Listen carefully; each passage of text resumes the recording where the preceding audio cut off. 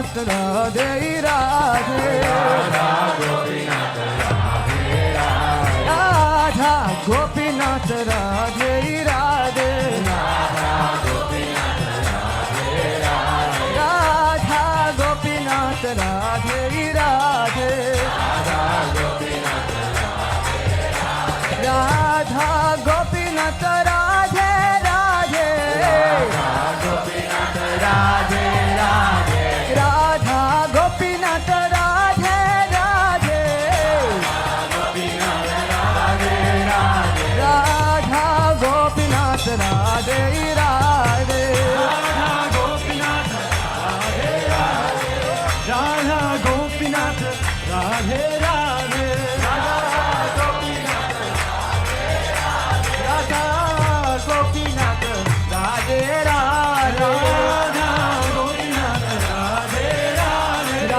Radha Gopinath Radhe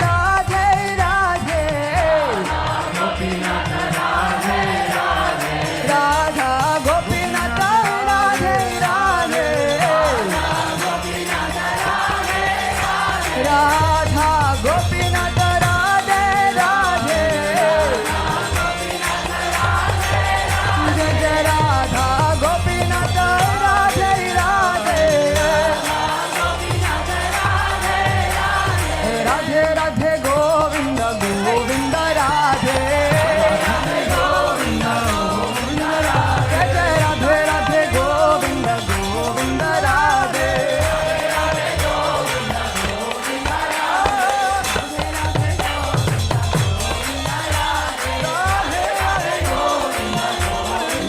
One more.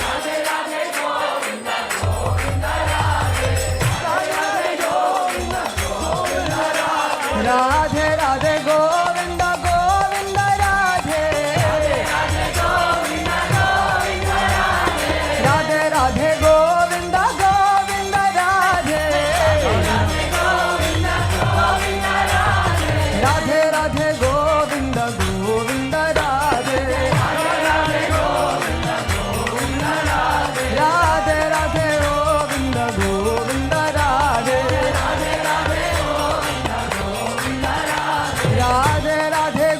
Govinda Govinda Radhe Radhe Radhe Govinda Govinda Radhe Radhe Radhe Govinda Govinda Radhe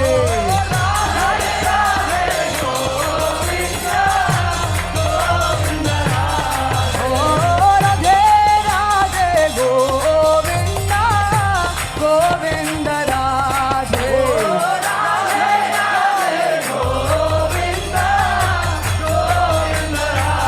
Rajamana Radhe Radhe Govinda Govinda Radhe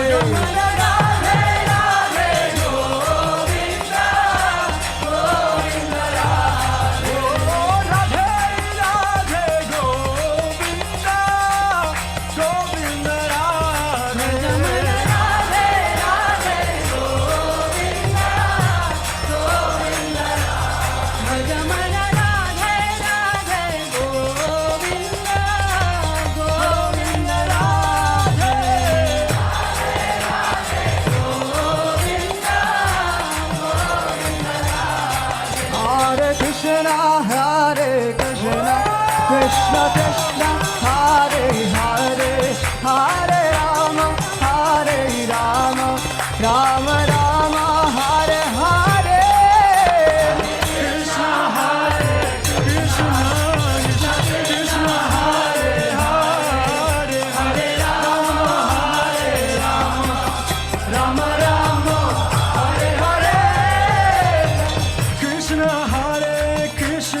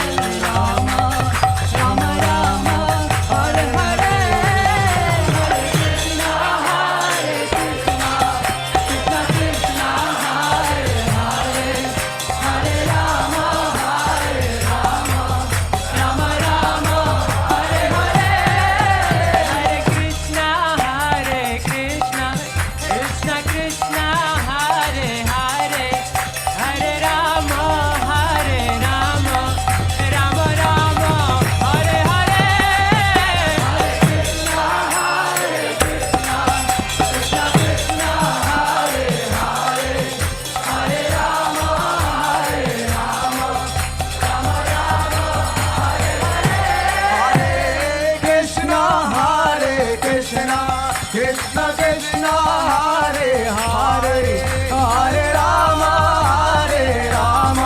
Rama Rama, Hare Hare. Krishna, Hare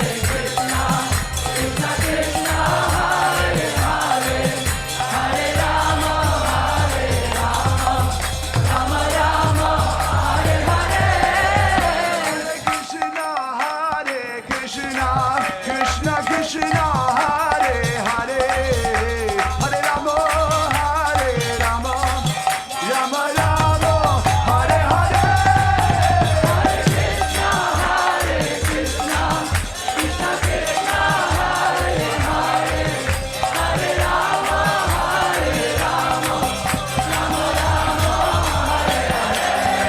Hare Krishna, Hare Krishna, Krishna Krishna, Hare Hare, Hare Rama, Rama Rama, Hare Hare.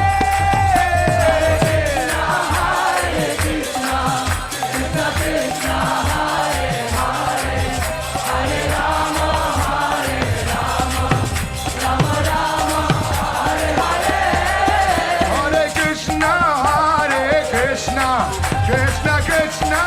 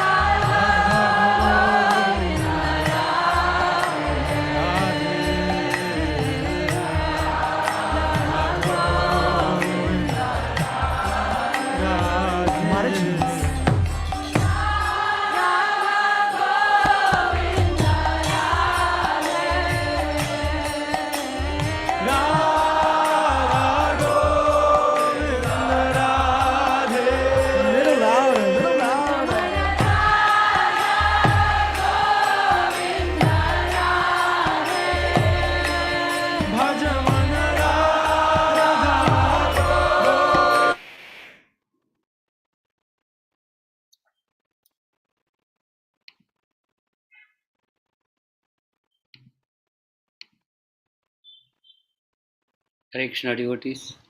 It is my great pleasure to welcome you all once again for the 8th chapter of Srimad Bhagavad Gita. Last week we had some problems, so we could not really have as many participants as we would have liked. So, what I will do today, the 8th chapter complete I will take, and I will try to manage it within the available time. But there may be a slight overrun. I request all of you to bear with me. It's a very, very important chapter. As we have already been discussing, from 7 to 12 is very, very important, and we are gradually climbing that. From 7 to 8 to 9, 10, we will be climbing like that. So I request all of you to stay on and get the message that Krishna is trying to convey to us. Actually, the kirtan that we have just been hearing, it is not different from the class that we are going to have now. See, there is something that we should all understand. We are not here to gather information. It is our nature. It is sort of, what is say burnt into our brain that you attend a class to gather knowledge, to gather information. And so I will try to count points, how many points I have collected today. No, that is not the way a satsang goes. A satsang idea is to open our heart to receive the Lord within. We have to receive the Lord. Our hearts have to open. Our anarthas have to go away. We have to become purified. So we have to get rid of things. Not that we have to give up that idea that I have to collect more and more information. And someday when I have all the information, I will have realization or illumination. Not like that. Illumination does not happen that way. That there are some missing points. I have to go on collecting points. When I have collected 100% points, then I am 100 out of 100, and then I am illumined. I am a Buddha. It's not like that. It's not a matter of collecting information. Even someone who has got one drop of information can have complete realization from that one drop of information. One drop. Just by meeting Lava Matra Sadhu Sangha Sarva Siddhihaya. One moment's association with a pure devotee can make you fully realized. So it's not a matter of time, it's not a matter of points that you accumulate, nothing like that. You have to just open the heart, and it can happen in one moment. And one very nice way to do it is to become absorbed in kirtans. The type of kirtan that we were hearing now. We have to lose ourselves in the kirtan. What we want to do, we want to lose our ego.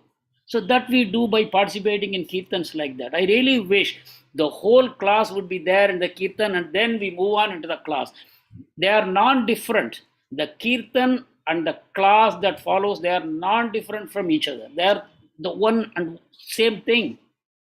The Lord is manifesting in the form of sound, in the form of his names, in the form of his glories, in the form of his pastimes. The Lord is manifesting in so many different forms. So we have to give up this one tendency that I have to know God. And knowing God means collecting information, everything about God, and I have to put them into my head. It's not like that. So with this humble request to all of you, let us start today's session.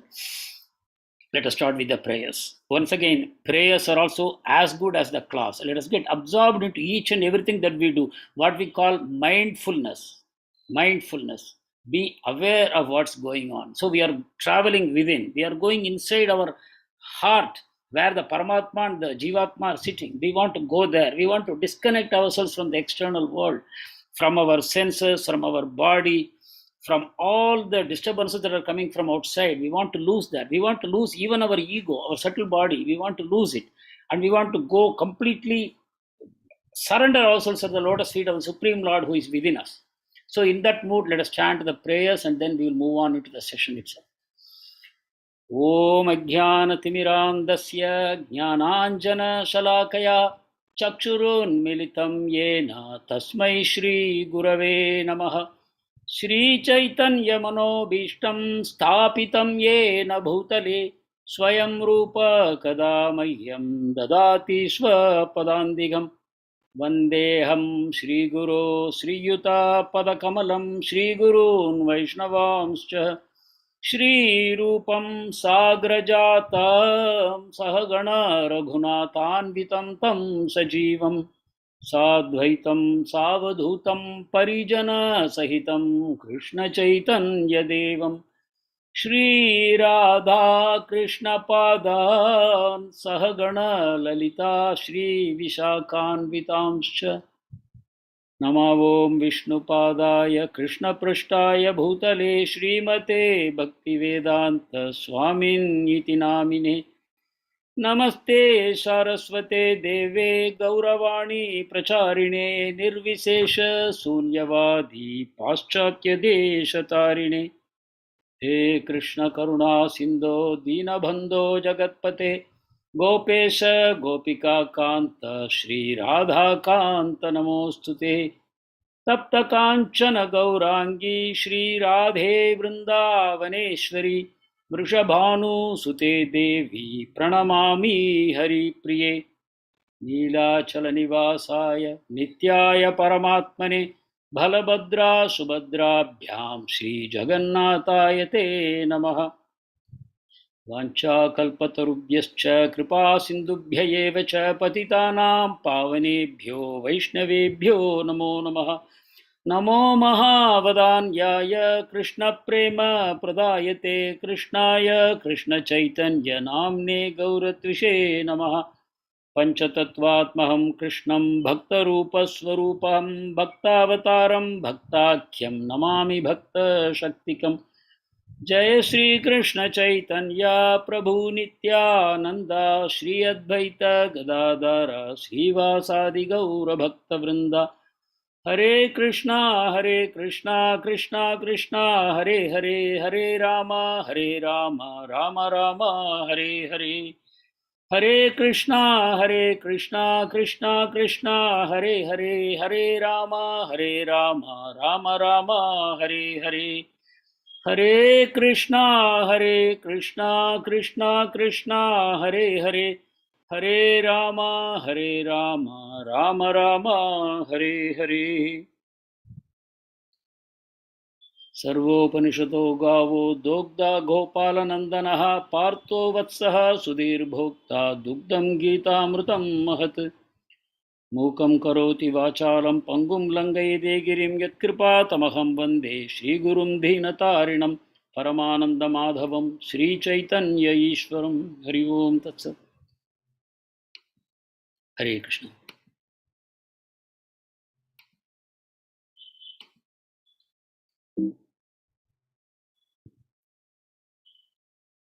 So, Hare Krishna once again. Very warm welcome to all the devotees. Let us start from the very first shloka of the 8th chapter. Even though it's a sort of a repetition for some of you, I think it will be worthwhile. As I was always saying, we are not collecting information. We are in satsang. We are coming together to talk about the glories of the Lord. As simple as that. We are not here to give point by point by point. I have to memorize, and by the time I have memorized all, I am a pure devotee. It's not like that. It doesn't happen that way. We surrender ourselves. That is what is the culmination of this whole process, and that happens when we associate with devotees. And what is the meaning of association of devotees? Where there is discussion of Krishna Katha, we have to only talk about Krishna and his devotees, and then that becomes a satsanga. Nothing else is discussed there. We don't discuss actually unwanted mundane information. It is more about discussing the glories of the Lord. So that way we are into the 8th chapter today. And 8th chapter, Arjuna asks a few questions and Krishna answers them. Today I will not read the shlokas. I will read all the shlokas together in the end. We can together recite all the shlokas at the end of this session so that we can focus now on the subject matter at hand. So the middle 6 chapters, as I was always saying, is about bhakti. It's about the Supreme Lord and bhakti. Actually, in one sense, the Lord and bhakti are non-different from each other. Bhakti and the Lord are the same. And the bhakti and bhakta are also the same. So bhakta, bhakti, Bhagavan, they are all the same. And they are all the subject matter of bhakti yoga. So like that. So now Arjuna is asking questions and Krishna is answering them. These questions arise from the last shloka of the 7th chapter, where Krishna mentioned all these topics. So Arjuna is asking Krishna to explain. So the first question is, what is Brahman? So Brahman has many meanings. Here, the Brahman, the meaning in which the Arjuna was asking is Brahman as body. We can also refer the body as Brahman. We can refer the soul as Brahman. we can refer the supreme truth as Brahman. So in that sense, Brahman has many meanings. In Sanskrit, there are many terms like that which have got unlimited meanings. But depending on the context, the acharyas, they give us the correct meaning there. So here, Arjuna is asking what is Brahman, and Krishna is answering that Brahman means the spirit soul, not Bhagavan. He's answering that as the soul. And what is the nature of the soul? Akshara. It is never destroyed.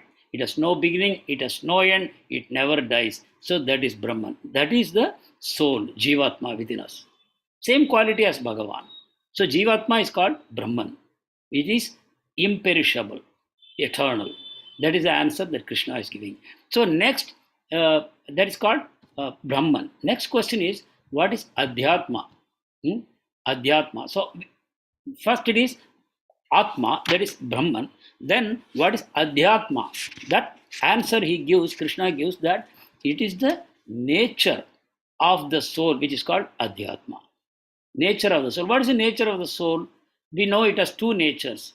One nature is when it goes to the spiritual world, it serves the Lord.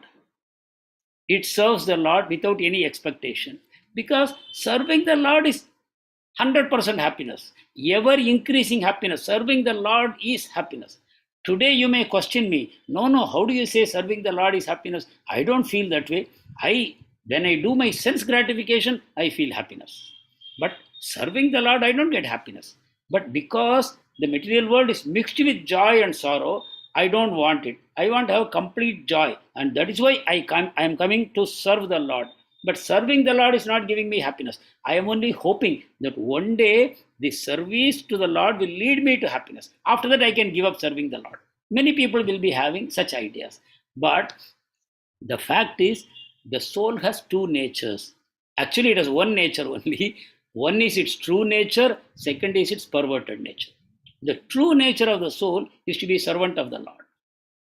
That is its equilibrium position. When the soul is in a position to serve the Lord, the soul attains its fullest happiness, bliss. The bliss is in serving the Lord. How do you say that? Because the Lord only made the souls. And the Lord says, I made you to serve me, to give me happiness. That is how I made you. So, when the soul is in its constitutional position, as contemplated by Krishna, then the soul becomes happy. Like you see, supposing there is a machine and there is a part in the machine. If the part falls down, you can't tell what is the function of the part. It's a loose part. But when it is fixed in the correct position in the machine, then the machine plays and the part is playing its true role. In a similar way, the soul, when it is connected to Krishna, that is when it plays its part and it is in its original constitutional position. It is happy then, and it doesn't want to change its position for anything. It is in perfect happiness when it is connected with Krishna. That is Adhyatma, the nature of the soul. That is the second question Arjuna was asking. What is the self? What is the nature of the self? The nature of the self is to serve Krishna. But when it is perverted, that means it has become away looking from Krishna, not looking towards Krishna. When the Atma begins to look away from Krishna, then it looks at Maya. And in the Maya, it immediately develops a desire to control and enjoy. To own, to control and enjoy. These are the three prime characteristics of the Supreme Lord. But because the soul is part and parcel of the Lord, it has the same tendencies.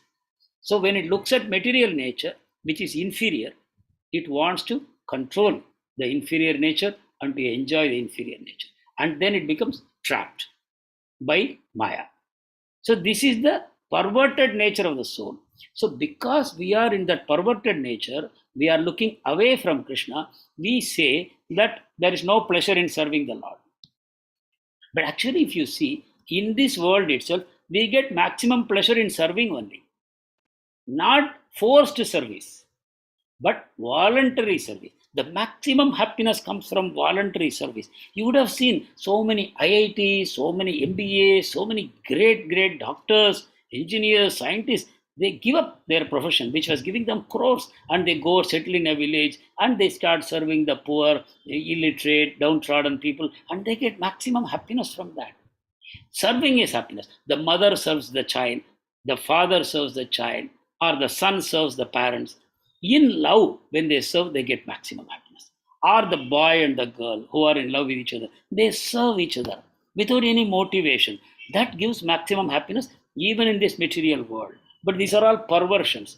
The true service is between the Lord and the soul, or the super soul and the soul. So that is the Adhyatma. The soul, from this perverted position, it has to go its original position. Then the next question is, what is karma? What are fruitive activities? So Krishna explains it nicely. Fruitive activities are such activities that lead to the soul taking a material body. Please understand, the soul has no material body as such, but when it engages in such activities which produce a material body for the soul, such activities called fruitive activities. That means what? When the soul is trapped in Maya, all the activities it does, they are called fruitive activities. They are karma. They will produce bodies. What bodies? Material bodies. The soul has no material body. The soul has a spiritual body. But it gets material body because of karma. So we have to be very careful about karma. Fruitive activities. Fruitive activities are those activities which you do with a view to enjoy the fruit. I am studying hard for the exam so that I can pass. I am studying hard for getting a job. Then when I get a job, I become happy. So I am expecting fruits from my actions. They are called fruitive activities. Then Krishna is asked, what is Adibhuta? That means, what is this material manifestation? Then Krishna explains, this constantly changing objects around you, constantly changing, that is called Adibhuta. That means our own body is Adibhuta. This body is controlling the soul, is it not? The soul is thinking, I will enjoy with this body. So the body is actually controlling us. The senses and the body, they are actually controlling the soul. That is called Adibhuta. So our own body and the bodies around us, living and non-living, they are all called Adibhuta. They are the manifestation of Prakriti, external manifestation. And what is Adi Daiva? Adi Daiva means the Devatas. Krishna explains the Adi Daiva means the one who controls all the Devatas. Who is that? Virat Purusha. Virat Purusha, you all know. The entire material creation, it has a form of Purusha. Virat Purusha. Virat Purusha's body expands throughout the universe. He is called Virat Purusha. And all the Devatas are parts and parcels of the Virat Purusha. So parts and parcel means what? They serve him. That is the exact meaning. Parts serve the whole. So Virat Purusha is the whole, and the Devatas are parts of that whole. So what do? They serve Virat Purusha. Who is Virat Purusha? The Supreme Lord. And Virat Purusha is a temporary form of the Supreme Lord. It's not a permanent form. Temporarily it appears and then it disappears. So the Virat Purusha is a temporary form of the Lord, and the Devatas are parts and parcel servitors of the Virat Purusha. So who are the demigods? They are the servitors of the Supreme Lord Virat Purusha, and Adi Daiva is the Supreme Lord. Daiva means Devatas and Adi Daiva means the Virat Purusha. Then who is the Lord of sacrifice? Who is Yajna? This is the next question of Arjuna. Who is Yajna? And Krishna explains, that is me. Even though whatever is around us is Krishna only. In one word, you can answer everything is Krishna. But then we are going deeper, deeper, deeper, drilling down, drilling down, drilling down. And what do we come to finally? The Lord of Yajna. Yajna, you have already known what it is. Yajna means sacrifice. Any kind of austerity is also a sacrifice. You are giving up something, that's called sacrifice. You are giving up something for a higher purpose, for getting a higher result. That's called Yajna. And so, who is the Lord of Yajna? Krishna gives the answer, that is me. That is me. So Yajna is Krishna. So Brahman, self, fruitive activities, material manifestation, demigod, they are also Krishna, but they are not Krishna. The Lord of sacrifice, that is Krishna. And next question, how does he live in the body? Krishna says he is seated in the heart. Of every living entity, he is seated in the heart. He is Yajna, Krishna, in the form of an angushta, the size of a thumb. That's how it is described. He is present in us. with his Chadurbuja form, the Vishnu, that is the Yagya, Vishnu himself. He is present in each and every one of us. And he is the Lord of sacrifice. That means he is the enjoyer of all sacrifices. Bhoktaram Yagya Tapasam. So that is the way it is explained. And how does he live in the body? He lives in the heart region along with the soul. Both the soul and super soul are seated in the region of the heart. That is their seat. And how can the devotee know you at the time of death? This was also mentioned by Krishna in the previous chapter, that at the time of death, a devotee can remember all these things. So now, in the rest of the shlokas, Krishna will explain how the devotees will know him at the time of death. So these are the questions. All the questions have been answered, but the last question will be answered in the rest of the shlokas of the chapter. So that is what we are going to see. So we have now seen up to 4th shloka. So this I have already explained, so there is no need to dwell here. So Adi Yajna is Supreme Lord present in everyone as Super Soul. Adi Yajna. So this word you please remember. And Vishwanath Chakravarti Thakur says that out of the list of all these things we mentioned, 2 are most important. One is the soul, Atma, and the second is Yajna. Yajna is a super soul. These 2 are important. The soul should connect to the super soul. That is the purpose. Everything else is redundant. They should all be given up. Even though they are all Krishna only. But Krishna appearing differently. But the Yajna who is present in our heart is the real Lord. And the soul is the real me. So the soul should connect to the super soul or Yajna. These are the 2 important topics out of this. The rest of them are all, we have to overcome them. It's like that. So in the 5th chapter, 5th shloka, Krishna says,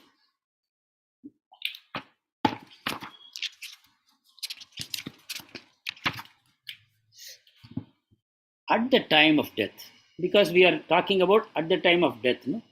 That was a question. How can the devotee remember you at the time of death? That was a question. So Krishna says, he starts with this preamble. Anyone who while dying, meaning leaving the body, we don't die actually. We leave the body. That means the soul leaves the body. And I am the soul, I am not the body. You can say body dies, soul doesn't die. So I don't die because I am the soul. So when you quitting the body, when the soul, when I am leaving the body, if I remember Krishna alone, then I will attain Krishna's nature. I will attain Krishna's nature. So Krishna's nature is what? What is Krishna's nature? All transcendental qualities are present in Krishna because Krishna is transcendence beyond the 3 gunas. All the miseries are produced by the 3 gunas interaction. Sattva, Rajo, Tamo guna, all these gunas produce misery. But because Krishna is transcendental, if you remember Krishna, and please remember this word, the word is Smaran. Smaran means remembrance. So remembering Krishna means, please get this point very deeply. Remembering Krishna means knowing Krishna completely and remembering Krishna in that way. Krishna means you have to capture Krishna completely in your remembrance. That is the kind of remembrance we are talking about. That means your nature itself becomes transformed into that of Krishna's nature. You remember you might have heard the story of the wasp. The wasp catches a small insect, a worm, and it builds a nest with mud. And inside that muddy nest, it puts the worm. And then it seals it. And after some time, the worm takes up the body of the wasp and breaks the nest and comes out as a wasp. How it happens? It is explained that the wasp will sting the worm several times, and the worm will remember the pain, and the worm will remember the wasp very deeply, constantly meditating when the wasp will come and sting me again, in great fear, in great suffering. By constant meditation, the worm will get the form of the wasp. So that example is given to explain how by constant remembrance of Krishna, we get his nature. That nature will get. And ideally, you should remember Krishna in love. When you know Krishna, along with all his qualities, amazing form, and his leelas and his devotees, if you can remember, your heart will fill with love. And that is the way to remember Krishna. And then you will attain Krishna's nature. There is no doubt Krishna says, Nasti atra samsaya. There is no doubt in this, Arjun. If you remember me at the time of death, you will attain my form. So that is the point. At the time of death, we have to remember. Now, the point is, how can you remember Krishna at the time of death? That is a question that comes. Somebody may say, no, then let me enjoy now. At the time of death, I will remember Krishna. But that is what I was explaining. You should know Krishna more and more and more so that the realization is there in your heart. Only when the realization of Krishna is there in your heart, you can remember him at the time of death. Otherwise, it is not possible. Because realization of Krishna means loving Krishna. Realization means loving Krishna. You remember how Rukmini, by constantly hearing about Krishna, Brahmanas were singing the glories of Krishna in the palace of her father. And because of constantly hearing, she developed such a deep love for Krishna. Similarly, we should be constantly hearing about Krishna, not for gathering information, to develop love for Krishna. So the whole purpose of satsang is to develop love for Krishna. For his amazing name, form, qualities, pastimes, devotees, we should develop great love for them. That's the purpose. Then Krishna explains, not only me, whatever state of being you remember at the time of quitting the body, that state you will attain without fail. So here, if I remember something like a table or chair, I won't have any feelings attached to that. And it is impossible to remember such things at the time of death. Death is explained as the moment when 10,000 scorpions are stinging simultaneously. That is the experience of death, as scriptures explain. 10,000 scorpions biting, stinging at the same time. That is the pain. So then it's an emotional point of time. You won't remember something like a table or chair. Not possible. Your whole heart will run into that in which it has taken shelter all its life. Taking shelter, you understand what I mean? Taking shelter? A boy and girl deeply in love, they take shelter of each other. The boy takes shelter of the girl. He says, my happiness is in your happiness. That is taking shelter. I cannot live without you. For your sake, I am willing to sacrifice my life. That kind of, that is the kind of bhava. So that sacrifice happens, that kind of remembrance happens when there is such deep love. So Krishna says, if you remember anything with that deep attachment at the time of death, you will attain that nature, that form you will attain, that state you will attain at the time of death.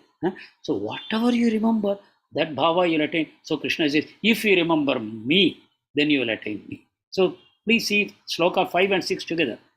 So Krishna is saying, whatever kind of remembrance you have cultivated all your life, that is what you will remember at the time of death. That is what you will remember. So it's not possible to remember Krishna at the time of death unless you have cultivated remembrance of Krishna all your life. And not just remembrance, deep remembrance. How is it possible? By knowing Krishna and by loving Krishna and by staying in the association of devotees constantly. So please remember, this class is an association for you. This is not a class for knowledge sharing. We are trying to develop love in our hearts towards Krishna. That's the purpose. So I request all of you to join at 7:45 when the Kirtan starts. 15 minutes of Kirtan will plow your heart to become like butter. And that kind of a heart is very open to Krishna. Otherwise, no, our ego is like a hard rock. It is our ego which is blocking everything, filtering everything. All good things are filtered and it throws out the ego inside. But Kirtan will plow that rock. It will break that rock into so many pieces and then make it ultimately soft. You remember what weapon Balramji is carrying? Balramji is the spiritual master. Balramji, what weapon he carries? Hare Krishna, anyone? What weapon he is carrying? Balramji? He carries a plough, Prabhuji. He carries a plough. What do you do with a plough? You till the land. You till the land. Why do you till the land? To remove all the dirt from the sand, from the land, so that you can cultivate. Yes. More importantly, you want to remove the stones, and you want to, the soil itself has become hard, the mud has become hard. You want to break it. You have to break it, and you pour water, again you till it, and then it becomes soft mud. That is the right time for plowing the seeds. Right? So plowing is done before planting the seeds. And we are trying to plant the seed of love of God in our hearts. So the spiritual master carries the plow with him. So you don't expect the spiritual master to, what do you say, coddle you, to embrace you, hug you, praise you, kiss you, and make you very, very happy. Oh, no, there is nobody like you. No. Spiritual master will find faults with us. He will break the stone like heart. And you have to allow him to plow your heart so that the heart can really become soft. And then only the seed of love can be planted there. So that is the kind of heart that we need, a soft heart. For that purpose, we have to come to satsang again and again and again. The spiritual master, the devotees, they will plow our heart and make it ready to receive the Supreme Lord. So again, whatever we remember at the time of death, that is what we are going to get. So that kind of a plowing of the heart should be done right now. 7th shloka. So Krishna is now telling, see, I told you, if you remember me at the time of death, you will come to me. And whatever you remember at the time of death, that you will get. But now I am telling you, Arjuna, it is not possible to think of me at the time of death, unless you always think of me as Krishna. Krishna means this amazing threefold bending form of Krishna, while simultaneously carrying out prescribed duties. See, he's not giving you any room, Krishna. He's telling, while you are doing your duty. For Arjuna, it is Yuddha. He's fighting. He's telling Arjuna, while you are fighting, Arjuna, you have to constantly remember me. It is not sufficient if you say, okay, Krishna, I am going to fight for you. Then after that, I am focusing on my fighting. Okay, for a beginner, it's good. But what Krishna wants is not like that. Okay, I am fighting for Krishna. Then I am focusing on my fighting. Krishna says, Mam Anusmara. Anusmara means, as an undercurrent, you should constantly remember me. While you are picking up the arrows and shooting at somebody, or somebody's arrow is coming and poking on your body, your crown is blown off, your chariot is broken into pieces, your flagstaff is broken, your charioteer is broken, your horses are killed. In all these situations, you have to remember Krishna and then respond. Response must be going on as the situation demands, but Krishna should be remembered. I can hear you all saying it's not possible, but it is possible. How it is possible, Krishna will explain. But now he's telling, you should always think of me while simultaneously doing your duties.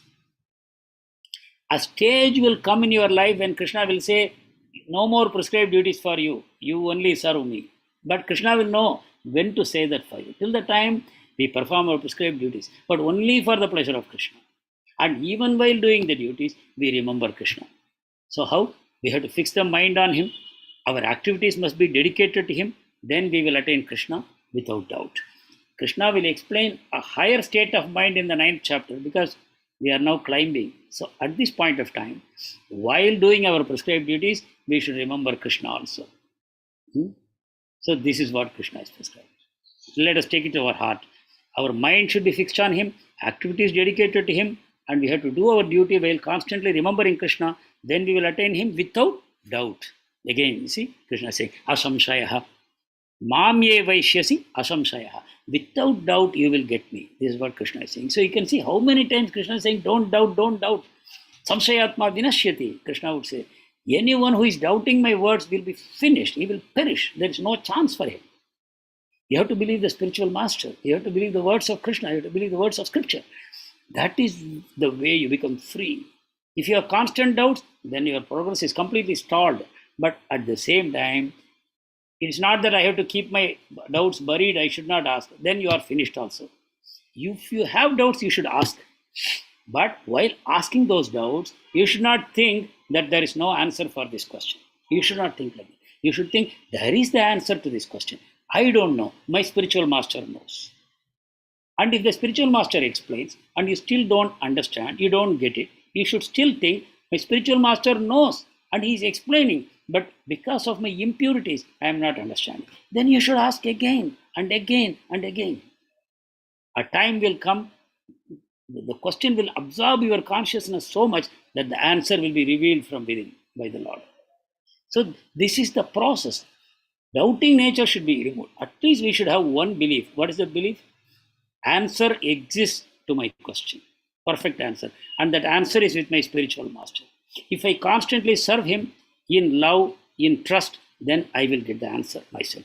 The spiritual master will transfer the knowledge into my heart, even without words. That's possible. So now 8th shloka. Again, Krishna is explaining how to meditate on him. He who meditates on me as the supreme personality of Godhead. We just now talked about Adhyatma, Adi Daiva. He is the master of all the devatas.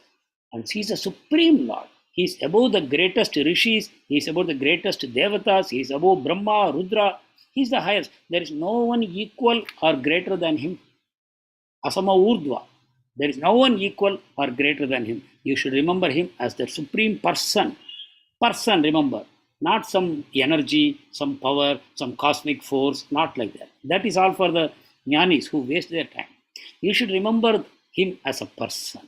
Just as I am a person with my wants, my desires, my will, like that Krishna also has got. And that's how he has created the whole creation. And he is independent. He can do anything. He will not become bound. If I do something, I become bound by the action. But Krishna does so much, but he's not bound. He's above all these things. That you should remember. Krishna is not bound by his actions. I am bound, you are bound by your actions. We call it karma. Krishna has no karma. He is not bound by his actions. Completely independent. When karma binds you, you are no longer independent. But when karma doesn't bind you, you are independent. Krishna can do anything he wants at any time. It will not bind him at all. That is Krishna. So you should remember him like that. And your mind should constantly remember me undeviated. Your mind should not go here and there and then come back to Krishna. That is okay now. But that's not what Krishna wants. Krishna wants your mind should not go away from him for a moment also. Constantly your mind should be absorbed in him. Undeviated. Ananya. It should not go anywhere else. Then you are sure to reach me, Arjun. So Krishna is, as I said, the last question, Krishna is answering in so many shlokas. So many shlokas. Paramam Purusham Divyam Yati Partha Anuchintayan. You should think of me as a Paramam Purusham. That means Parama Purusha. You should remember him like that. He is the only Purusha. I say I am a man. And in Sanskrit we say man as Purusha. Stri we say for woman. Purusha for man. But actually we are not men. The soul is not man. Soul is Prakriti. Prakriti is feminine gender. All souls are feminine.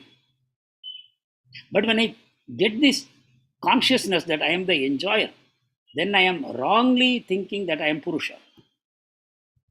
Whether I am a woman or man, the moment I think I am enjoyer, I become Purusha. But actually we are not Purusha, we are Prakriti. We are meant to give pleasure to Krishna. So in that mood, if your mind is constantly absorbed in Krishna, with the mood of serving and pleasing Krishna, that is the time when you are truly Prakriti.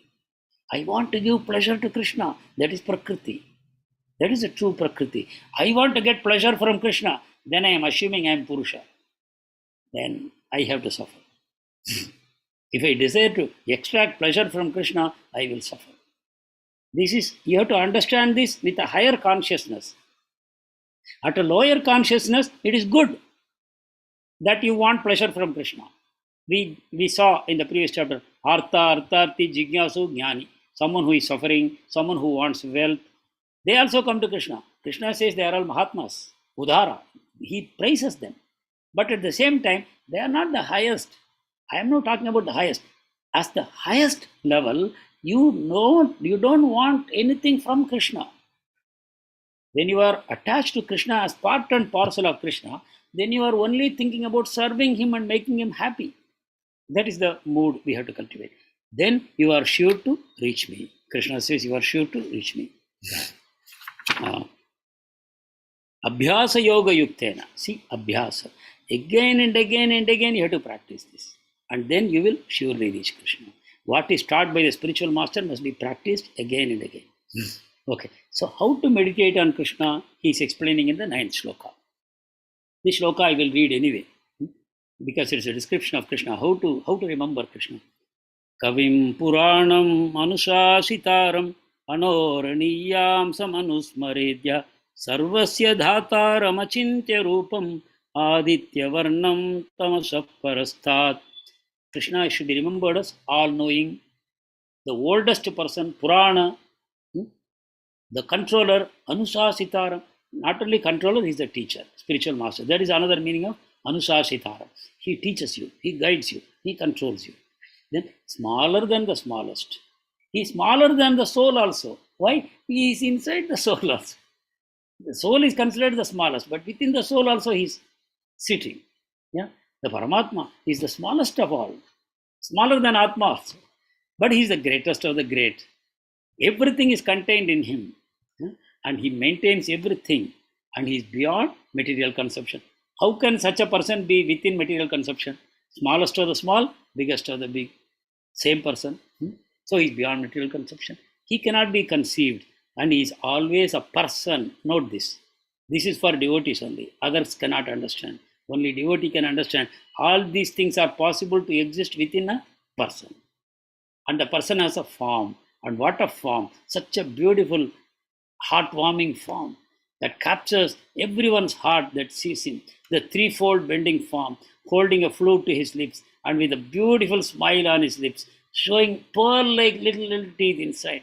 His eyes like lotus petals up to the ears, and with his eyes, the corner of the eyes, he is showering glances and drowning his devotees like the light from millions of moons, the coolness of millions of moons.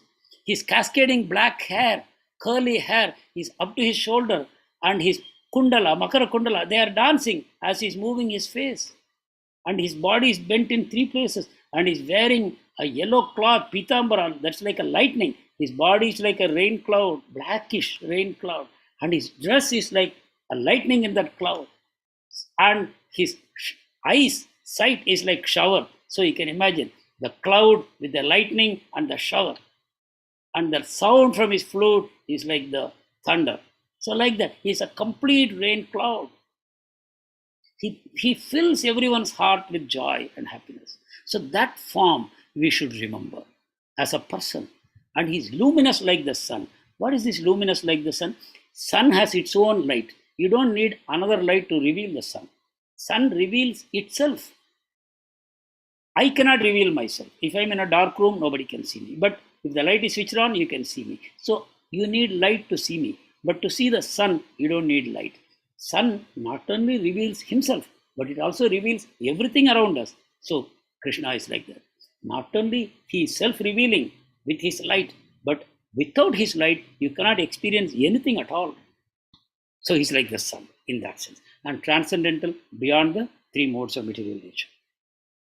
So in the 10th shloka, he is saying again at the time of death.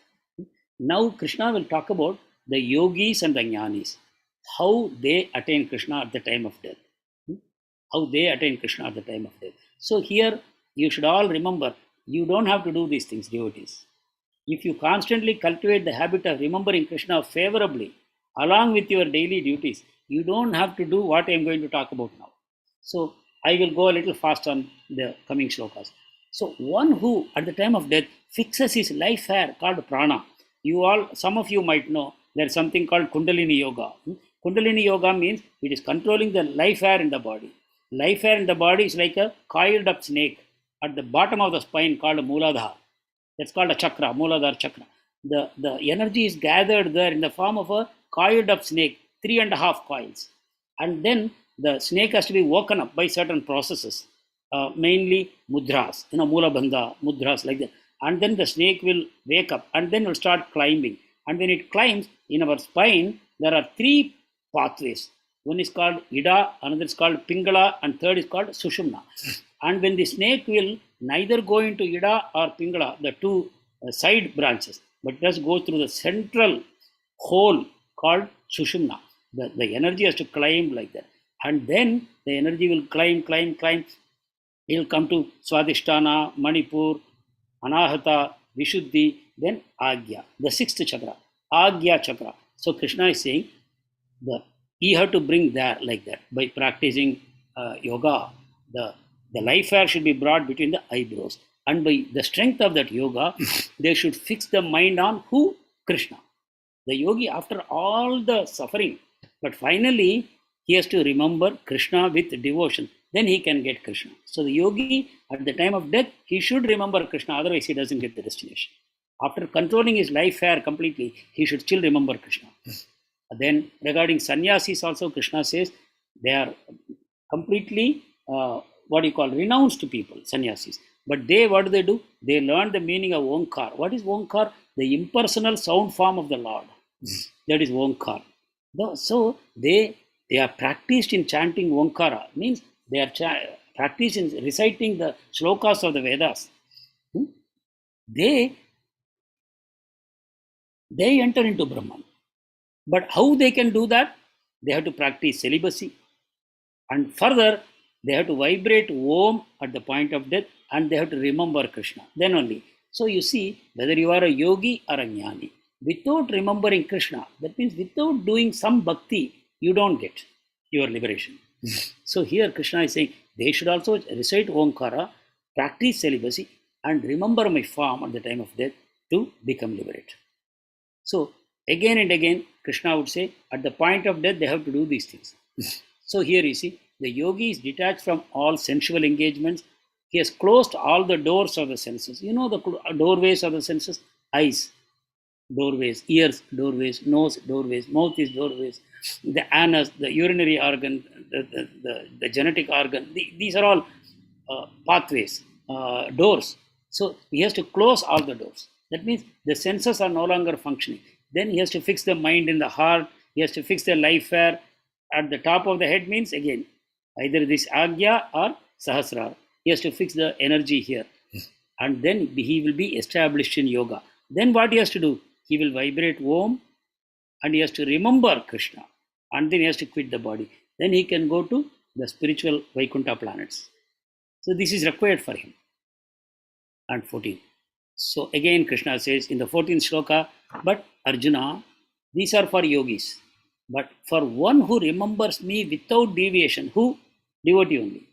For one who remembers me without deviation, I am easy to obtain. Sulabha Partha. He uses the word Sulabha. Easy to obtain because of that constant engagement. So if you practice remembering Krishna always, then it is easy to get Krishna at the time of death. Now you have to decide what is priority for your life. You and I, all of us must decide what is my priority in life. Whether I want to go back to Krishna and be happy eternally, or this body will go after some time. It may go today also, or it may go after a few years. But definitely I will be kicked out of this body when my lease period is over. I will be kicked out. Then I will no longer have this body. Then what I will do then? I am an eternal soul and I don't have this body, then all my efforts have gone waste.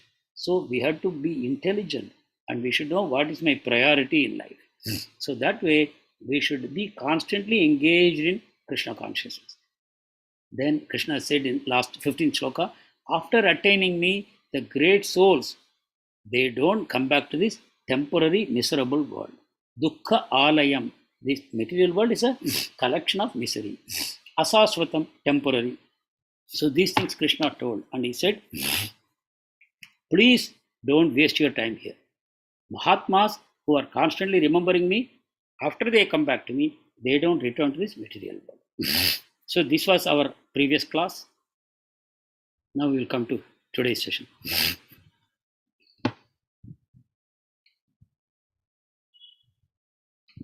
So because he said that those who come back to me, they don't return, Krishna explains further.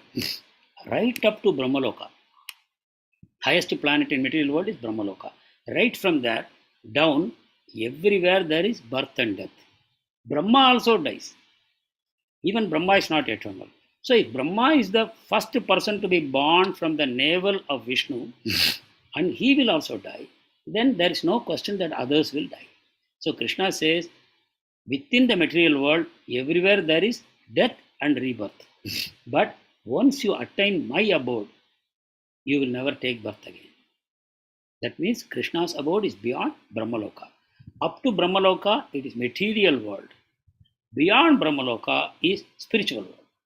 So Krishna is saying, when you come to my spiritual world, you don't take rebirth. But within the material world, even if you go to Brahmaloka, you will come back. So Krishna is giving the reasons why we should not waste our time. We should focus on Krishna.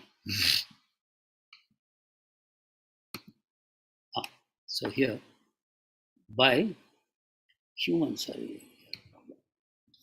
calculation. Now, Krishna is explaining the lifetime of Brahma.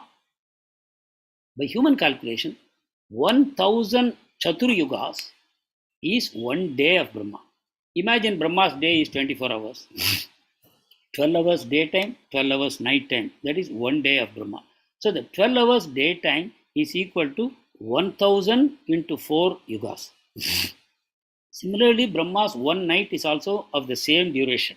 So you can imagine 1 day of Brahma is 1000 plus 1000, 2000 Chaturyugas.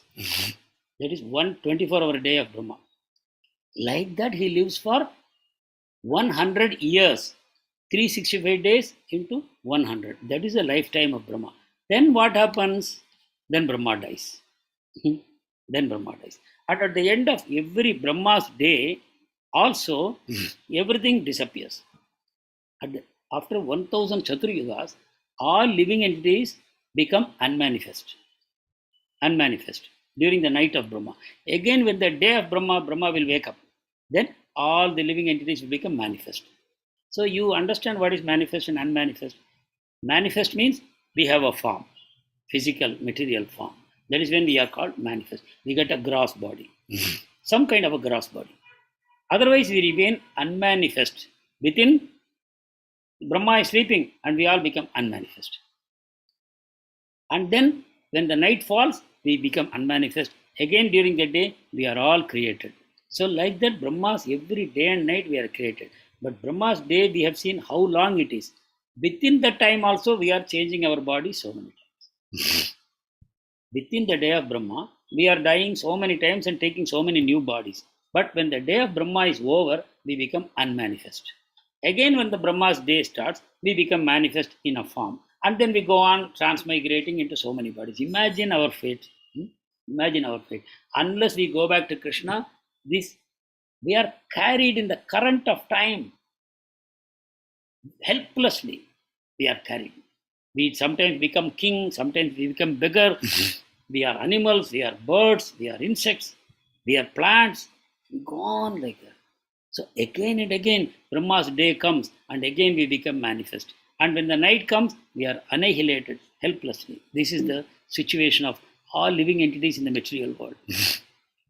So yet, now Krishna talks about his planet. Yet there is another unmanifest nature, eternal, transcendental to this manifested and unmanifested matter. In this material world, there is manifestation and manifestation constantly happening. This is material world, temporary. But Krishna has an unmanifest nature which is eternal. So please remember, when you say unmanifest here, it is unmanifest for our material consciousness.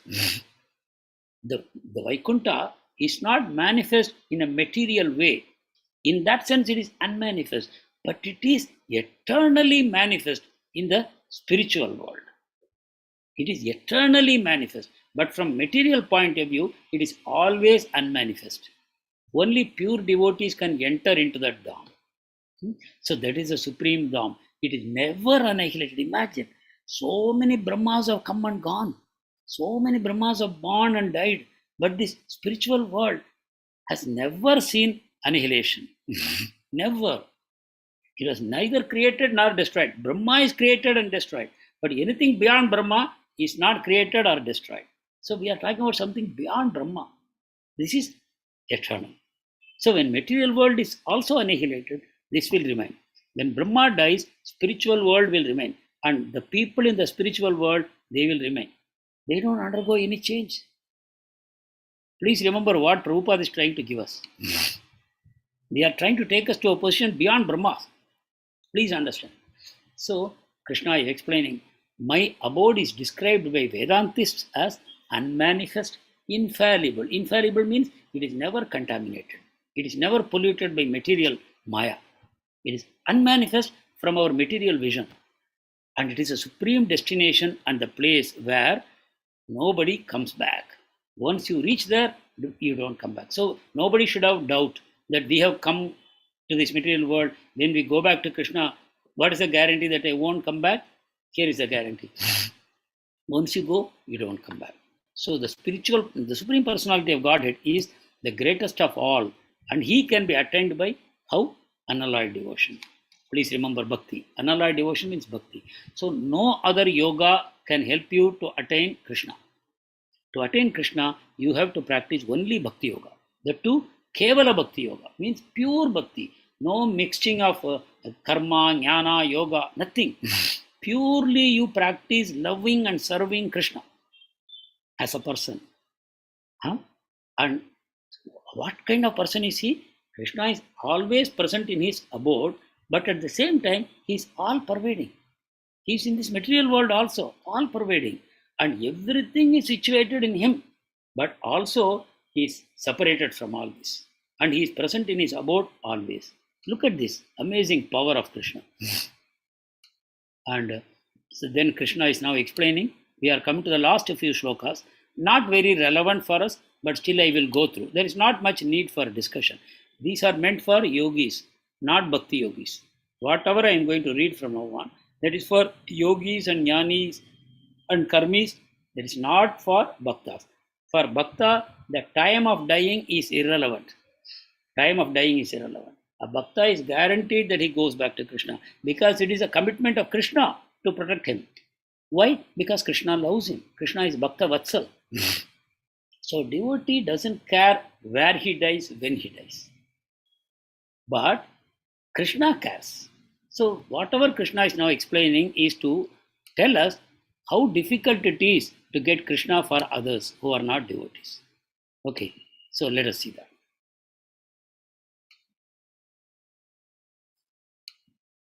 Sorry.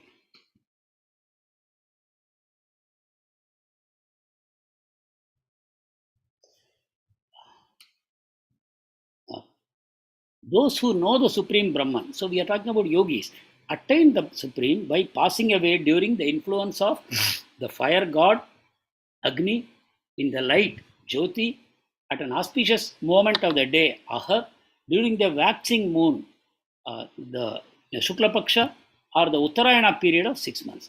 These are the times when somebody dies, the yogi will reach the Supreme. If he dies at this time, it is not in his hands. He should die at this time with proper consciousness. Then he will reach the Supreme. So here, whatever time is mentioned, like say influence of the fire god, in the light, Uttarayana, waxing moon, etc., there are demigods in charge of these times. Uttarayana, there is a governing god is there, demigod. Similarly, for the Shukla Paksha, there is one demigod in charge. So these gods will guide the soul to its destination. So if anyone dies during these times, the concerned demigods will take them to the spiritual world and they won't return. Whereas if a yogi dies during the smoke, night, during the Krishna Paksha or Dakshinayana, they will go to the moon planet.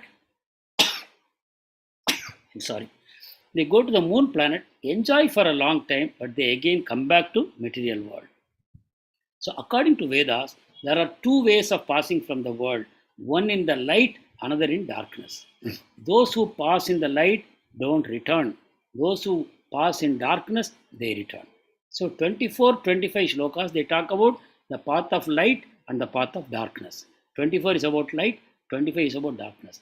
Those who die in the light, they don't come back. Those who die in darkness, they come back. So this is how these shlokas are explained. This is for non-devotees. So, as far as devotees are concerned, Krishna says, although the devotees are aware of these two paths, they are not bothered. They are always fixed in devotion. They don't care whether they go to heaven or hell. They want to remember Krishna always. So they don't care about these two paths. They are guaranteed protection by Krishna. And so then the last shloka, a person who accepts the path of devotional service. This is a beautiful shloka. Krishna is completing the chapter by saying, if you accept bhakti, then you will get the results of everything, like reading the Vedas. Somebody may say, oh, I am doing bhakti, I have no time for reading the Vedas. But Krishna says, that result you will get automatically. And I don't have time for performing yajnas. Krishna says, no problem. The benefit of performing yajnas, I will give it to you if you are a devotee. Then tapasya, I have not done any tapasya. No problem. The benefits of tapasya, I will give it to you. What about dana? I never had time to accumulate wealth and give charity.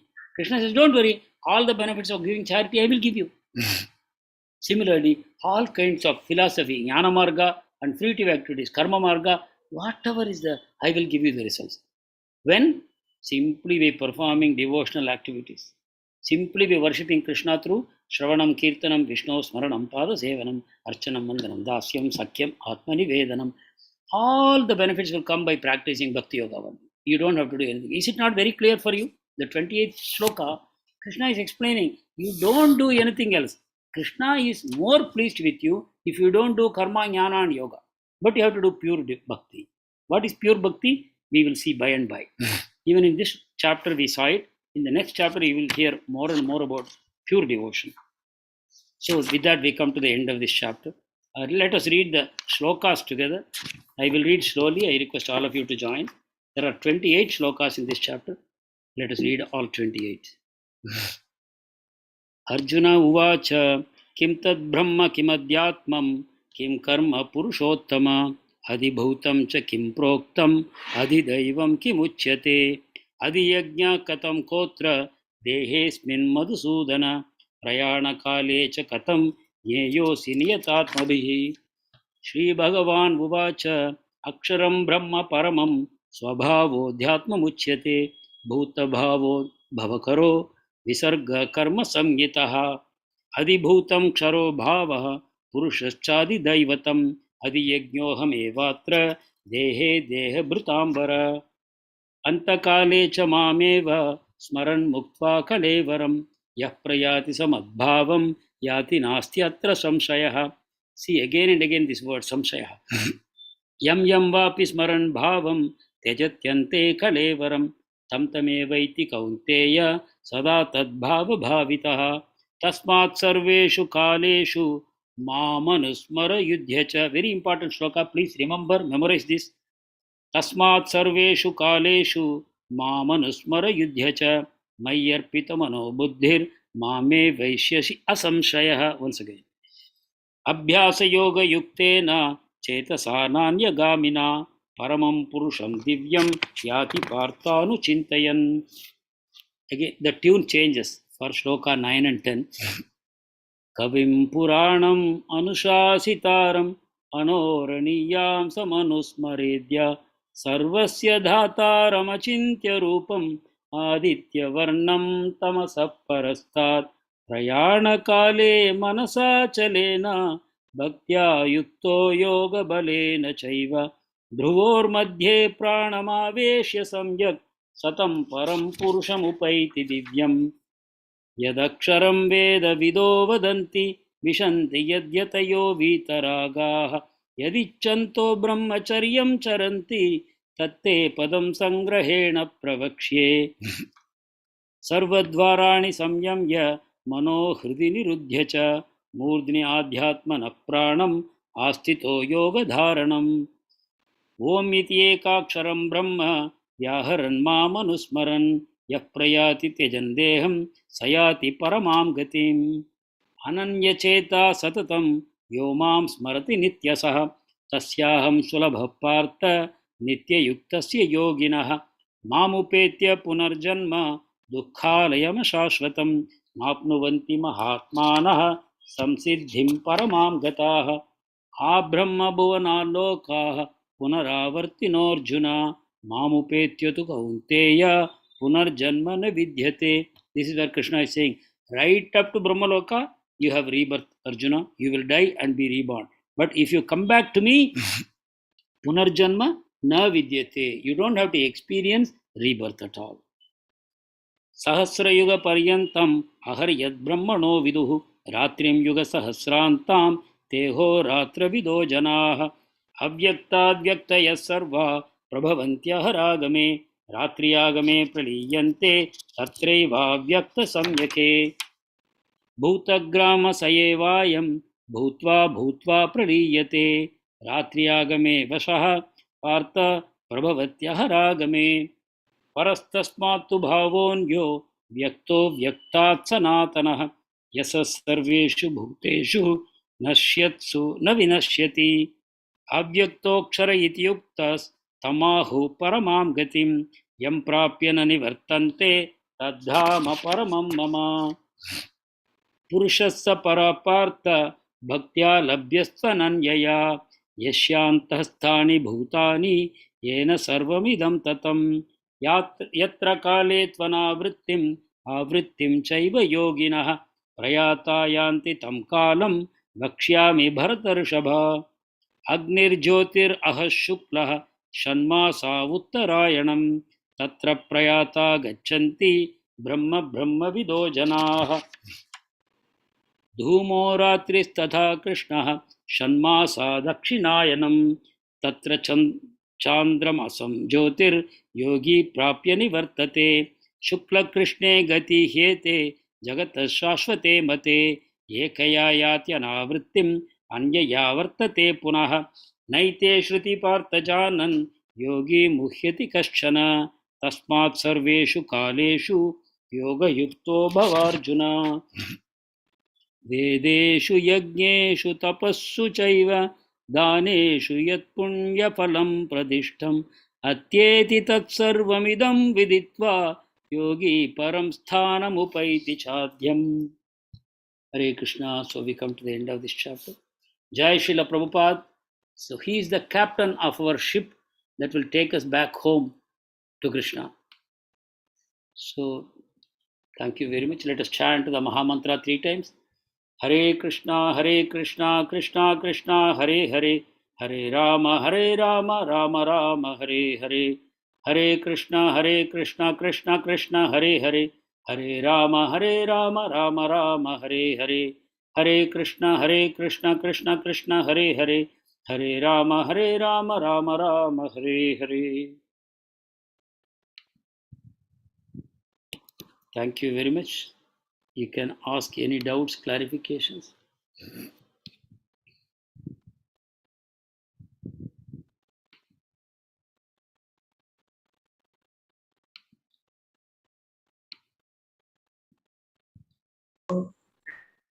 Hare Krishna. If you have no questions, shall I ask you some questions?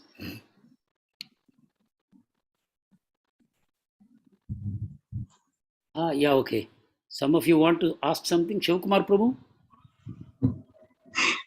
Yeah, I'm eagerly waiting, sir. Hare Hare Krishna, Prabhuji. Hare Krishna, Mataji. Yes. Prabhuji, Dandavat Pranams. Dandavat Prabhuji, I have a doubt.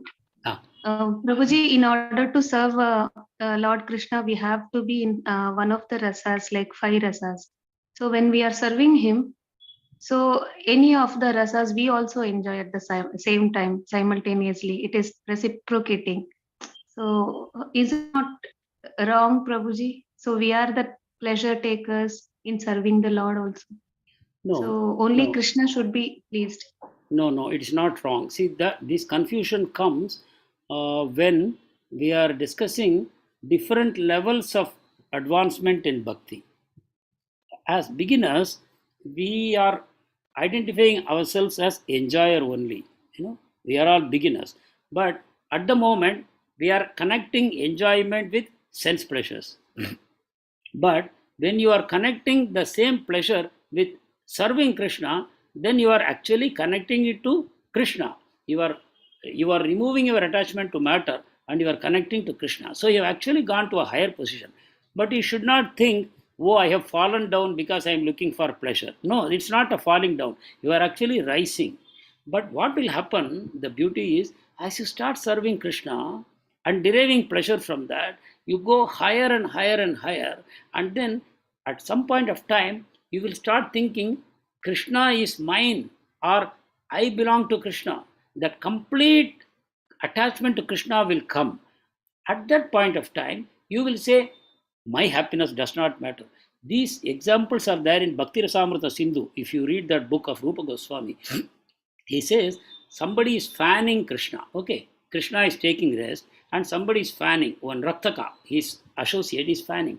And when he is fanning Krishna, his ecstasy is rising so much, his eyes are clouding with tears. He cannot see Krishna. His eyes are so much clouded with tears, he is unable to see Krishna and he is cursing the ecstasy. He is saying, I want to serve the Lord, but my vision is being covered. To hell with this ecstasy. I don't want. He doesn't want the happiness because his body is becoming frozen in ecstasy. His eyes are becoming clouded with ecstasy. He is unable to do his service. So you see, that's a very high level in the spiritual world. Same way, when Narada Muni approaches the gopis and he says, Krishna is having a headache, he wants the dust from the lotus feet of his devotees to be applied on his forehead so that his headache will go away. Immediately, the gopis are collecting gunny bags full of dust from their lotus feet, giving it to Narada Muni. And Narada Muni is saying, what nonsense you are doing?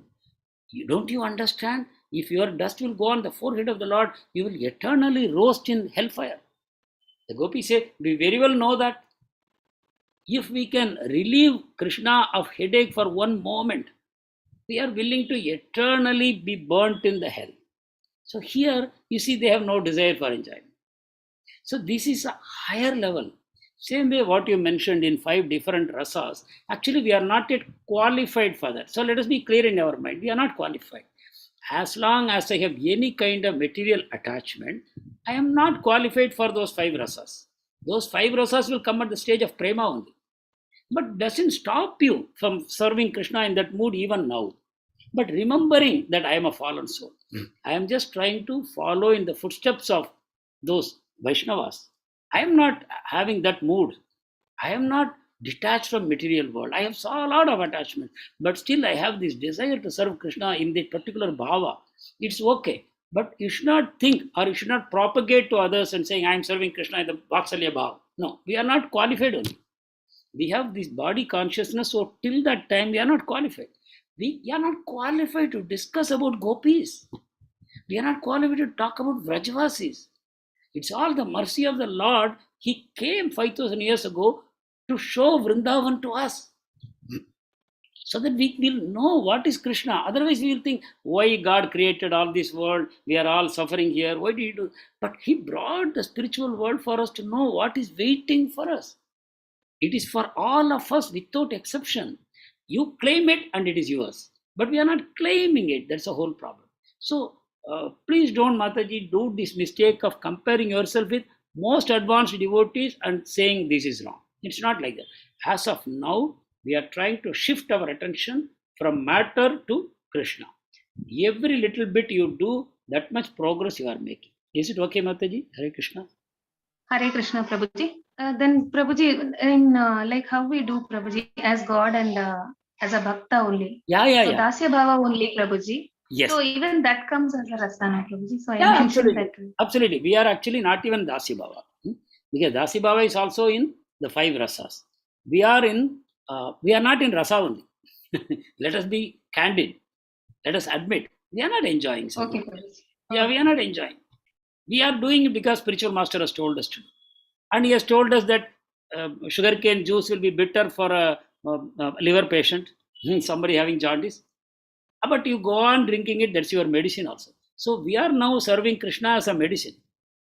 Someday we will get prema. After that, it will not be a medicine anymore. That will be our pleasure, unlimited pleasure. Is it clear, Mataji? Hare Krishna, Prabhuji. Thank you. Thank you. Saurabh Prabhu. Hare Krishna, Prabhuji. Prabhuji, what is the difference between Bhakt and Yogi? Yeah, a very good question. Actually, Bhakta is also a yogi, Bhakti yogi. Actually, yoga, the meaning of yoga is to unite. So unite means 2 things must be there. So what are the 2 things? One is the soul, another is Bhagavan. So the unite the soul with Bhagavan is called yoga. So that way, yes. Then you can do that by Karma Yoga, Jnana Yoga, Ashtanga Yoga, and there are so many other yogas called Sahaja Yoga, Kundalini Yoga, so many things, and Bhakti Yoga. So that way, yes, Bhakti is also yoga. But when we say yoga, typically we refer to Ashta Anga Yoga. Yama, Niyama, Asana, Pranayama, Pratyahara, Dharana, Dhyana, Samadhi. The eightfold path of Ashtanga Yoga is usually referred as yoga. Is it okay, Prabhu? Ji Prabhuji. So yogi are at higher level than Bhakt, Prabhuji? There is nothing higher than Bhakta. And if a Bhakta is also doing yoga, he is inferior to a Bhakta who is doing only Bhakti. So pure Bhakti is the highest. If you mix Bhakti with yoga or karma or jnana, that is inferior. Bhakti is the highest. As we saw Krishna explaining just now, for a Bhakta, it is easy to obtain. Krishna is easy to obtain. For others, very, very difficult to obtain. Ji Prabhuji. Hare Krishna. Hare Krishna, Prabhu. Thank you. Okay, if there are no other questions, we will close the session. Thank you very much for joining. Please feel free to write your questions in the group also or to me directly. I will answer you at any time. My humble request to all of you is please don't think that these sessions are for information gathering. If you are not chanting, if you are not following the various processes of bhakti, then you will come to a very dangerous position. The dangerous position is theory without practice. That will create a lot of problem for you. What will happen at some point of time, you will think you are doing bhakti, but you won't be doing bhakti. You will think you are a great bhakta, but you won't be a bhakta. So humility is the starting point of bhakti. Humility, gratitude. I have to think of myself as very fallen, not inferiority complex. It naturally arises in a devotee that he is fallen. And the more you feel you are fallen, the more ecstasy you get. Inferiority complex does not produce any happiness. So please don't confuse. Humility is not inferiority complex. Humility is the highest because it fills you with ecstasy. It fills you with the mood of serving Krishna and devotees more and more, more and more. So that humility and gratitude are very much required. For this purpose, we have to accept the spiritual master and we have to follow the instructions. So this is simultaneously practice is necessary along with theory. We should not stop with theory and think, okay, I will chant next year, I will chant after 5 years, or I will chant only one round. Please don't make these mistakes. Please become serious about the sadhana. You can chant, you can attend kirtans, you can listen to lectures on the internet, but please be careful. You hear only lectures of Srila Prabhupada or your spiritual master. Prabhupada's lectures compulsory we should hear. And reading Prabhupada's books we should compulsorily do. These are all part of sadhana. We have to do these things. And then only Krishna will reveal the truth from within our heart. Jnana deepena bhashvata. Tesham evanukampartam aham ajnana jamtamaha nashayami atma bhavasto jnana deepena bhashvata. Krishna only will light the lamp of wisdom in our heart. Then only darkness will run away. We cannot chase darkness away from our heart. Only Krishna can do that. But Krishna will agree to do it only when you follow the process of bhakti. We have come to satsang, but you have to start implementing things into our life. I only request you to take these things a little more seriously. Please do aspire for 16 rounds of attentive chanting every day. Please aspire and start doing that. Thank you very much. Is there one more hand up? Yes, Padmini Mataji. Hare Krishna. Hare Krishna, Prabhuji. Yes, Mataji. Prabhuji, is it mandatory to do 16 rounds? Because I'm chanting, but not 16 rounds. I'm reading Bhagavad Gita and recently I started Bhagavatam also. But chanting rounds, I'm doing just 3 or 4, not more than that. That too not in the satsang. I'm doing it on my own. So is it okay or I should compulsorily increase the number of rounds? I will tell you the fact, Mataji. Prabhupada's Guru, Bhaktisiddhanta Saraswati, he is the founder of Gaudiya Math. He insisted on 64 malas of japa every day for his disciples. And he said, If anyone is not chanting 64 rounds, is not even a human being. That way, we are all not human beings. We are all walking on two legs, but we are definitely not human beings by that definition. Nobody is doing 64 rounds every day. Rare exceptions. There are people who are doing, of course. Definitely they are doing, but not most of us. So Prabhupada went to the Western world, and when he saw the hippies who were all, when Prabhupada mentioned 64 rounds, their heads fell. They said, Prabhupada, then there is no hope for us. And Prabhupada realized their situation in his heart, and he said, okay, 32 rounds. Still they were not happy. Prabhupada said, okay, 16 rounds. I will not reduce it further. Remember, Prabhupada gave this concession to the Western devotees, but he was kind enough to extend it to all of us because we are all fallen souls. But the 16 is a number that Prabhupada has given us out of his compassion. The 16 rounds will take 2 hours of our time. So please keep it as the goal of your life. And please remember, until that time you have not come to 16 rounds, you are in dangerous territory. You have to come to 16 rounds, and you have to come to 16 rounds of attentive chanting, and then all other processes you can build around that. Reading Bhagavatam, listening to lectures, devotee association, making services in the temples, all that. But 16 is the core of your spiritual activity. So if you are not doing 16 now, but if you are reading Prabhupada's books and doing other things, even while doing those activities, remember, your goal is to reach the 16 rounds. That is your goal. You are reading Prabhupada's books, you are attending to classes, you are doing other services. The aim is to take you towards that 16 rounds. That make it as a center of your devotional activities. That you always remember. Because this is something Prabhupada has given us. There is nobody who is qualified to dilute on this. This Prabhupada said, 4 regulative principles, 16 malas, and don't commit aparats. You will go back home, back to Godhead. This is something Prabhupada said. But if I am not chanting 16 rounds, whether I will go back home, back to Godhead, who can tell? Who can tell? Nobody can tell. Because Prabhupada is our Acharya, founder Acharya. So we have to become serious about what he has told us. Is it okay, Mataji? But don't become disheartened. Accept it as your goal, first of all. I must chant 16 rounds per day. Non-negotiable. There is no compromise on this. This you accept it in your heart and start working towards that. Is it okay, Mataji? Yes, Prabhuji. I'll try my best to reach 16. Yeah, I hope I have not discouraged you. No, Prabhuji. Yeah, because I just whatever you wanted are to get doing, that clarification. yeah, whatever you are That's doing, what a wonderful from now spiritual onwards activity. Yes. First chanting, after that remaining. If time permits the other things, first chanting, I'll finish that. That will be perfect. But definitely, before you start your chanting, take 5 minutes to put you in the right frame of mind. Maybe you can sing some kirtans, you can sing some Vaishnava bhajans, you can meditate on the meanings of some of the Vaishnava bhajans, or you can read some Prabhupada quotes, Namamrita. Like that, you prepare yourself 5 minutes before you start your chanting, and then you start your japa. That is your top priority. Yes, Prabhuji. Thank you, Prabhuji. Hare Krishna. Hare Krishna, Prabhuji. Hare Krishna. Vancha kalpatarubhyascha kripa sindubhya eva cha patitanam pavanebhyo vaishnavebhyo namo namaha. Ananta Koti Vaishnava Vrinda ki jai, Srila Prabhupada ki jai, Gurudev ki jai.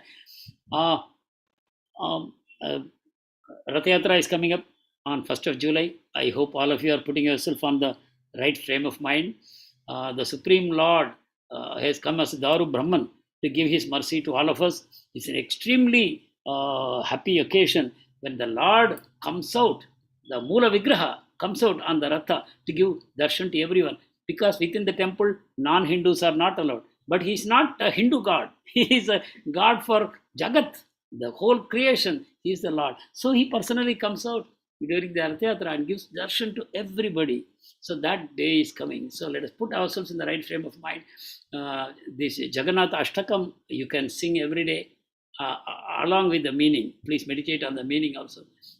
Jagannath is a Lord of Kali Yuga. He is a mercy personified. He is showering his mercy. He doesn't even have eyelids, so that he can 24 hours be gazing at all of us and giving us his blessings. So that way we are so fortunate that we are able to have Jagannath Rath Yatra everywhere. In Chennai, there is going to be Rath Yatra on 3rd of July. Different places may be having also. Let us all meditate on Jagannath during this time between now and 1st of July. 1st of July is the Rath Yatra in Jagannath Puri. Thank you very much. Wish you all a very, very Krishna conscious time ahead. And may your hearts be fully absorbed in Krishna consciousness. Hare Krishna. Hare Krishna, Prabhuji. Dandavad. Hare Krishna Prabhuji, Dandavat Pranam Prabhuji, Hare Krishna. Hare Krishna. Hare Krishna, Prabhuji. Hare Krishna. Hare Krishna. Dandavat Pranam Prabhuji. And Pranam Prabhu. Hare Krishna.